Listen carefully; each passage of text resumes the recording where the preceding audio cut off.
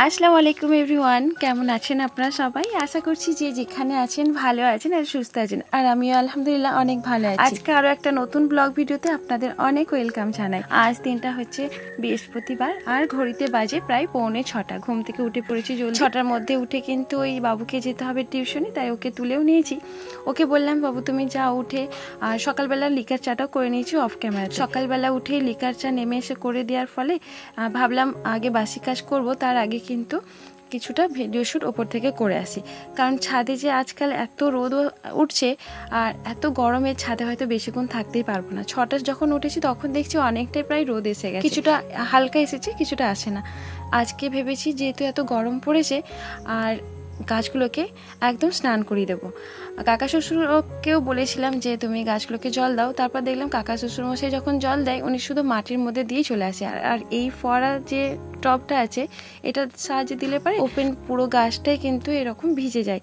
আর এত গরমের মধ্যে গাছের কিন্তু স্নান করানো খুবই দরকার। ছাদের গাছগুলো আমার কাছে একটা পরিবার, একটা ফ্যামিলির মতো। আমার ফ্যামিলি পরিবার কিভাবে থাকবে, যেরকম আমি মেম্বার হয়ে অনেকটা চিন্তা ভাবনা করি, সেই রকম এরাও একটা তাই। ছাদের মধ্যে গরমকালে আসলে না এদের নিয়ে বড্ড টেনশন হয়, কিভাবে রাখলে পারে ওরা ভালো থাকে। যতটা পারি চেষ্টাই করি, কারণ কি বলেন তো, মাটির গাছ হলে পারে না এতটা টেনশন করতে হয়তো হতো না। ছাদের গাছ মানেই ছাদ একটু তেপে গেলে পারেই ওদের একটু বেশ কষ্ট হয়, তাই দুদিন ছাড়াই ওদেরকে এইভাবেই স্নান করিয়ে দিতে হয়। গ্রীষ্মকালে আসলে কিন্তু এদের নিয়ে আমি বড্ড টেনশনে পড়ে যাই।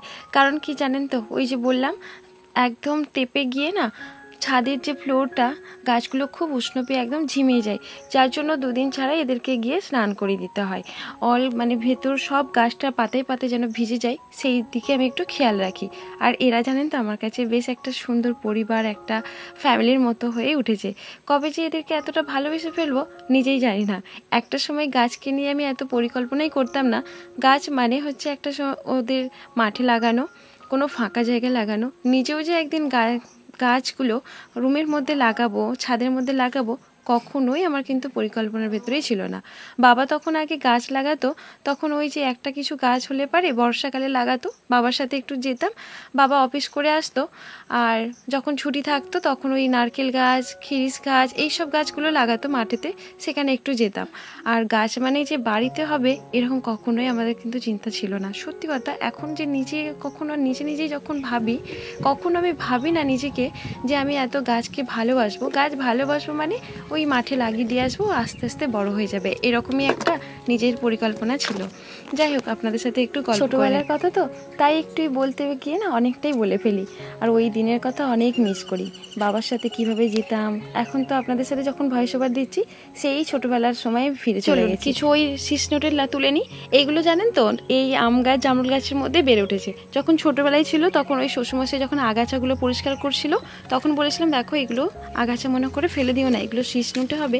আর এর দানা আমি অন্য বাস্কেটে লাগিয়েছিলাম, সেখান থেকেই ছিটে এসে এখানে হয়েছে। আর ভারী মজা লাগে জানেন তো শীষ ডাঁটা খেতে, একটু ডাঁটা চিবোতে বেশ মজার লাগে। এগুলো আমি আর ছোটোবেলা থেকে আর উঠাই না, শীষ ডাঁটার জন্য রেখে দিয়েছিলাম। আর এখানে দুটো দেখতে পাচ্ছেন পায়রা, এই হোয়াইট কালার পায়রাটা আগের ভিডিওতে আপনাদেরকে শেয়ার করেছি। আর এই যে ব্ল্যাক কালারটা, এটা হচ্ছে আমার ছেলের একটা বন্ধু দিয়ে গেছে, ওদেরকে একটু জল খাবার দিয়ে এসেছি। তো ওই ভিডিওটা আর করি না। এক হাতে কীভাবে স্ট্যান্ডও নিয়ে গিয়েছিলাম না ছাদের মধ্যে, কিভাবে যে একটা হাতে খাবার দেবো আর সেটা স্ট্যান্ডের মধ্যে রাখবো, যা কিছু আজকে ভিডিও করেছি হাতের মধ্যে থেকেই করেছি। অনেকটা সময় ছাদে পার করার পর এবারে চলুন নিচে যাওয়া যাক। নিচে জানেন তো সারা সৃষ্টি কিন্তু বাসি কাজ পড়ে, তাই অনেক কাজ আছে বলে না আর ক্যামেরা সেটিং করি না, তাই একটু ছুটোছুটি করে সকালের কাজগুলো সেরে ফেলেছি। এদিকে বাসি কাজ প্রায় কমপ্লিট হয়েই গেছে। এবারে রান্নাটা বসিয়ে নিই, কারণ 10টার মধ্যেও আজকে তাড়াহুড়ো নেই। একটু ওই 11টা হলে, 10:30, 11:45 হলেও হবে। তাই ভাতটা একটু বসিয়ে নিলাম। ভাতটা হয়ে গেলেও তবু ওই 10:30, 11:45 মধ্যে হলে বাবুটাকে দুটো ভাত দিতে পারবো সেই হিসাবে। কিন্তু আমাদের না এখানে 10টার মধ্যে একটু ওই শুকনো খাবার খাওয়ার অভ্যাস নেই, যেমন আমারও আমার ছেলেরও। 10টার সময় একটু ভাত হলে না বড় ভালো হয় অভ্যাস। তাই রান্নাটা একটু বসিয়ে দিলাম। বেলা হয়ে গেছে, জানি না 11টার মধ্যে কমপ্লিট করতে পারবো কিনা। আর এই যে চাল ধোয়া জলের পানিটা একটু নিয়ে নিলাম। এটা জানেন তো ইনডোর প্ল্যান্টের জন্য ভারী উপকার চাল ধোয়া জল। অনেক ক্ষেত্রে অনেকে বলে যে চাল ধোয়া জল দিলে পরে গাছে চিমটি ধরে, মাঝে মাঝে তো দেওয়াই লাগে, তো এটা দিলে ভালো গাছের গ্রোথ হয়। একটু এই স্প্রে বোতলে ভরে নিলাম। এবার ভাবছি এগুলোকে নিয়ে গাছে ইনডোর প্ল্যান্টের গাছগুলোতে দিয়ে নেবো। এদিকে আগে ভাতটা বসিয়ে নিই, একটু সেটিং করে রেখে দিলাম। প্রায় বসিয়ে দিয়েছি, তখন ফোন আসলো নন্দাই আর ননদ মিলে ঘুরতে আসবে। নন্দাই থাকে ওই আরবে, তো বাড়িতে এসেছে 2 মাসের জন্য, তো এখানে ঘুরতে আসবে। তখন ভাবলাম আচ্ছা ক্যামেরা সেটিং করে সব কাজ করতে গেলে না অনেকটা লেট হয়ে যাবে। আমি বাসি কাজটা একটু ওই ঝাড়ু মোছার তো হয় না, ওই ওপর ঝাড় দিয়েছিলাম, তাই একটু গুছিয়ে গাছিয়ে রাখার জন্য না সেগুলো আর ক্যামেরা সেটিং করে উঠতে পারি না। কি বলুন তো, একটা মানুষ আসবে আর সেটা ক্যামেরা সেটিং করব, আমার কাছে মনে হয় এটা অনেকটা লেট হয়ে যাবে। আর সত্যি কথা বলতে ক্যামেরা সেটিং করে কাজ করলে না বেশ লেট হয়ে যায়, তখন কাজটাও মানে ঠিকভাবে হয় না। যেখানে 1 ঘন্টার কাজ সেখানে আমার কাছে তো লাগে সেইভাবে 2 ঘন্টা। কারণ আপনাদের সাথে আমি অনেকটা অ্যাঙ্গেলে দিই, আপনারা তো জানেন। আমি যখন ভিডিও শ্যুট করি আমার সেই কাজটা কমপ্লিট করতে যেটা আমার 1 ঘন্টা লাগে সেটা আমার কাছে 2 ঘন্টা লাগে, কারণ একভাবে তো আমার ক্যামেরা সেটিং থাকে না। কখনো কোনো অ্যাঙ্গেল থেকে নেব, কোনটা ভালো হয় সেই হিসাবে কিন্তু আমি ভিডিও শ্যুটটা করি। আমার এখানে ভিডিও শ্যুট করতে কেউ হেল্প করে না, তবে আমার বাবু যদি থাকে তখন একটু বলি, তবে ও যেন নারাজ হয়ে যায়, কারণ আমার তো সব রকমের স্ট্যান্ড আছে। তবে আমাকে একজন আপু বলেছো যে আমি যেন কিভাবে ভিডিও শ্যুটগুলো করি, কিভাবে নেই, সেই সব নিয়ে একদিন ভিডিও যেন করি। অবশ্যই স্বপ্ন আপু এই নিয়ে একটা ভিডিও শ্যুট করার ইচ্ছা আছে। চাল ধোয়া জলগুলো, মানি প্ল্যান্ট, আমার আরও সব যে ইনডোর প্ল্যান্ট যেগুলো আছে সবগুলো, আবার নামগুলো আমার একটুকু মনে নেই। কেনার সময় একটু মুখে ছিল আর এখন সব ভুলে গেছি। সুন্দর লাগলেই কিনে নিই, নামটা একবারের জন্য শুনি বাট আর পেটে থাকে আর মুখে থাকে না। যাই হোক, ভুলে গেলেও তো জল দেওয়াটা তো ভুললে হবে না, তো জল দিয়ে নিলাম। গাছগুলো আমার কাছে ভারী যত্নের রাখি, চেষ্টা করি, তারপরেও যেন কোথা থেকে পাতাগুলো মাঝে মাঝে হলুদ হয়ে আসছে। আপনাদের যদি কিছু টিপস জানা থাকে অবশ্যই শেয়ার করবেন, কেন হলুদ হয়ে যায়। মাঝে মাঝে এগুলোকে নিয়ে জল দিয়ে আবার উঠানে চাগিয়ে নিয়ে যাওয়া, আবার সে একটা বাচ্চার মতো উঠান থেকে উঠিয়ে নিয়ে আসা, এত যত্নের পর যদি পাতাগুলো হলুদ হয়ে যায় কেমনটা লাগে বলুন তো।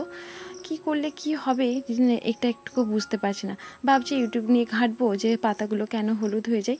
যদি আপনাদের কিছু জানা থাকে অবশ্যই একটু বলবেন তো, কিভাবে পাতাগুলো রাখলে পারে হলুদ থেকে বাঁচা যায়।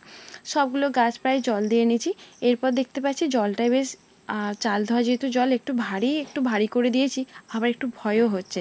ইনডোর প্ল্যান্টের তো একটু বেশি ভারী করে জল দেওয়াও যায় না, কারণ একটু ভারী করে জল দিলে পারে সেটা শেকড় পচে যায়। কারণ আমার এর আগে অনেকগুলো গাছই প্রায় চাল ধোয়াযুক্ত জল, ভারী প্রোটিন জল, সেইটা দিয়ে ভারী করে দিয়েছি। তারপরে দেখি ভয়ও লাগছে একটু, তাই উঠানে একটু বার করে দিলাম চাগিয়ে নিয়ে এসে।